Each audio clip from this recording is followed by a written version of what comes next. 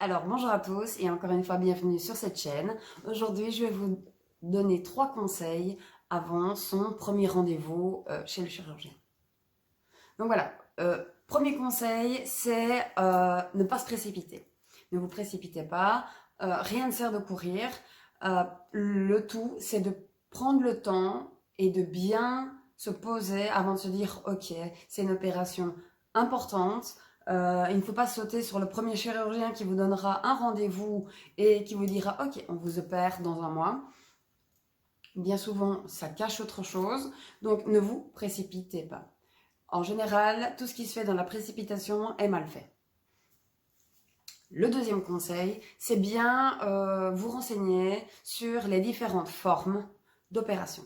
Alors, les différentes formes d'opération, à l'époque, pour moi, il y a 10 ans presque, il y en avait 3. Donc, il y avait l'anneau, il y avait la sleeve et le bypass.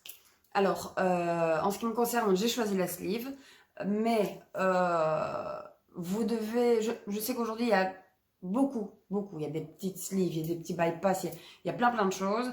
Euh, Regardez des vidéos YouTube, allez sur des groupes, partagez, posez des questions. Parce qu'il y a des opérations qui ne servent pas vraiment à grand chose, si ce n'est que vous pourriez faire un effort avec un régime Weight Watchers qui vous donnera les mêmes résultats. Donc, posez-vous les bonnes questions. Qu'est-ce que c'est? Pourquoi? Comment on le fait? Moi, j'ai même été voir des vidéos quand je me suis renseignée sur l'anneau, sur la sleeve et sur le bypass, donc, pour voir ce qu'on me ferait dans chaque cas. Donc, vous pouvez trouver sur YouTube des vidéos où on voit des chirurgiens passer la caméra et on voit tout ce qu'ils font. Donc, je peux vous dire que pour une sleeve, on prend votre estomac, on prend entre guillemets, hein, donc on passe, et alors on coupe vraiment votre estomac. Donc, c'est une paire de ciseaux qui soude, coupe et agrafe en même temps. Voilà, c'est impressionnant à voir. Il faut avoir le cœur bien accroché. Mais moi, je voulais absolument savoir ce qu'on allait me faire. Et donc, pour moi, c'était important dans le développement de l'opération. Alors, en deux, c'est de bien choisir son chirurgien. Alors, le chirurgien, si à mes yeux, donc je ne parle que de mes conseils, de ce que moi, j'apporte de l'importance. Donc, le chirurgien, pour moi, si c'est un bon chirurgien, il va vérifier vos motivations au premier rendez-vous. Personnellement, c'est ce que j'ai vécu. Le tout premier rendez-vous, mon chirurgien m'a dit « No way, tu n'es pas prête ». Clairement, je pense qu'il a dû... quand je suis rentrée chez moi, j'ai dû l'insulter de tous les noms, mais il avait raison. Il avait absolument raison, j'étais pas prête, je connaissais rien sur les opérations. Tout ce que je voulais, en fait, c'était perdre du poids vite et bien. Et c'est pas vraiment ce qui est recommandé.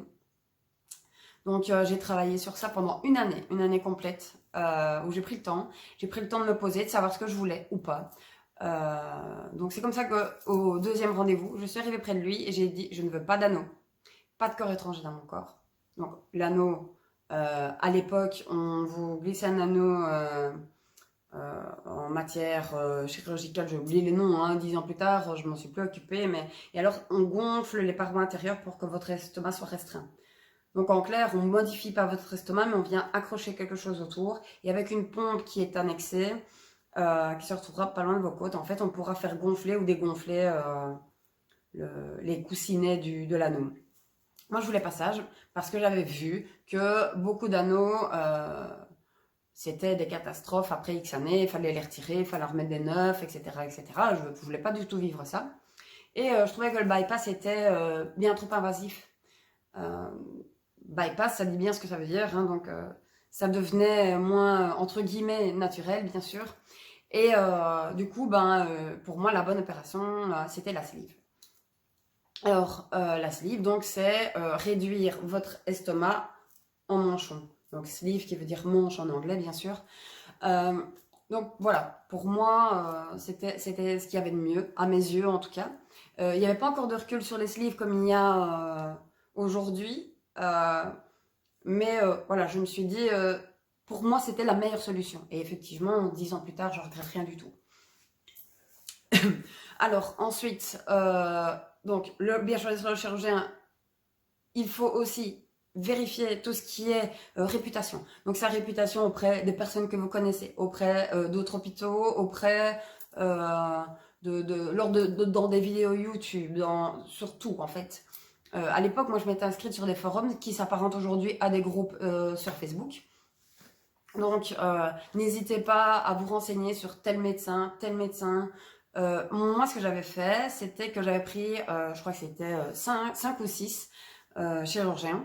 Je m'arrête pas à la zone géographique. Donc c'est-à-dire que j'avais vu un chirurgien à Liège, j'avais vu un chirurgien à Charleroi, j'ai vu un à Namur, j'ai vu un à Oui. Donc je pense que j'ai fait pas mal de... On va dire qu'on fait son shopping médical, mais c'est vraiment ça en fait. C'est un peu comme un chirurgien esthétique. Il faut vraiment sélectionner le meilleur. J'avais pas été à Bruxelles parce que je jugeais que... Voilà, si à l'époque je suis restée une semaine à l'hôpital, aujourd'hui je sais que c'est beaucoup moins, mais j'avais pas envie que ma famille se tape les kilomètres. Clairement, c'était ça. Hein. Mais donc voilà, j'ai choisi Charleroi. Et donc, ensuite, la réputation, une fois que vous savez que c'est une personne à qui vous pouvez faire confiance, en qui vous pouvez avoir confiance, voilà, c'est... vous pouvez y aller les yeux fermés. Au niveau de l'opération en elle-même, donc ça, je rejoins le point de pas de rapidité. En général, les chirurgiens qui vous donnent des rendez-vous d'opération rapidement, ce sont des chirurgiens qui ont du temps. Donc, ce qui veut dire qu'ils ne sont pas vraiment prisés. Et du coup, il faut se poser quelques questions. Alors, ensuite, pour moi, le conseil numéro 3, c'est préparez-vous mentalement. Se préparer mentalement et psychologiquement, c'est très important.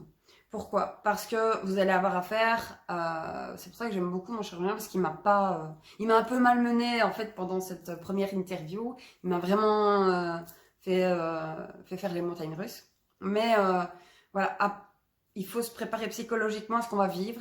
Et je pense que ce premier rendez-vous-là, c'était vraiment, vraiment en fait ce que j'ai dû vivre plus tard. Et il faut vraiment se dire, voilà, dans ma vie, aujourd'hui, j'ai décidé de changer.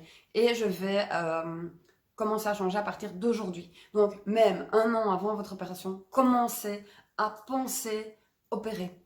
C'est-à-dire, peut-être voir une nutritionniste si ça vous intéresse. Bien entendu, il ne faut pas oublier qu'après l'opération, vous devrez en voir une. C'est obligatoire. Pensez déjà à vous dire, voilà, j'ai un surpoids, à quoi est-ce dû? Il ne faut pas se voiler la face. Il n'y a pas que des gens malades. Donc, il ne faut pas se voiler la face. Si vous avez du surpoids, c'est soit un problème de santé, ce qui est entre nous assez rare. Il y a aussi, donc santé égale hormones, etc. Hein.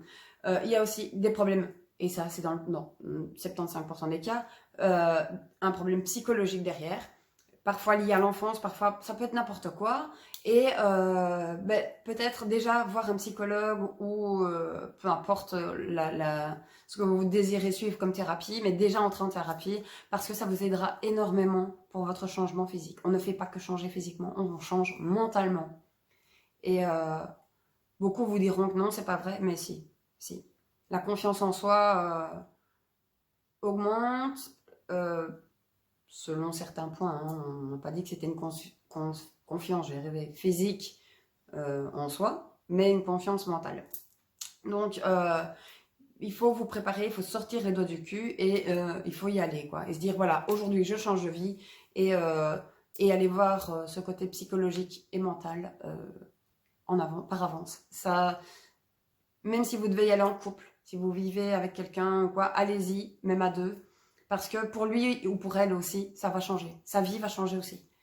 Vous allez changer, votre physique va changer. Donc voilà, la préparation mentale et psychologique avant est nécessaire. De plus, ça fera partie de vos motivations lors de premier entretien avec le médecin. Donc voilà, j'espère que j'en ai pas trop dit en peu de temps. Si vous avez d'autres questions, n'hésitez pas à les poser sous cette vidéo. Je vous mets en barre d'infos le nom du médecin qui m'a opéré et l'opération que j'ai effectuée. Si vous avez des questions plutôt sur le physique ou plutôt sur le psycho ou même sur les premiers jours d'opération, parce que ça, je les ai écrits. J'ai tenu un journal de bord, en fait, pour faire un retour à l'époque sur les forums. Donc, j'ai toujours mon journal de bord. Donc, si ça vous intéresse si ça vous intéresse à le découvrir, je peux refaire une petite vidéo en vous expliquant, puisqu'à l'époque, c'était une semaine à l'hôpital. Et aujourd'hui, c'est beaucoup plus court, il me semble. Il n'y a pas eu de régime au préalable comme certains doivent le faire aujourd'hui. Donc voilà, n'hésitez pas à me laisser tout ça en commentaire. Et puis, je vais essayer d'être un peu plus assidue dans les vidéos pour que vous puissiez un peu plus avoir de contenu. Et donc voilà. Merci beaucoup d'avoir regardé cette vidéo. N'hésitez pas à me laisser vos commentaires, à me dire ce que vous en avez pensé, à me dire ce que vous désirez revoir ou revoir. Et donc voilà. Je vous remercie beaucoup. À très bientôt.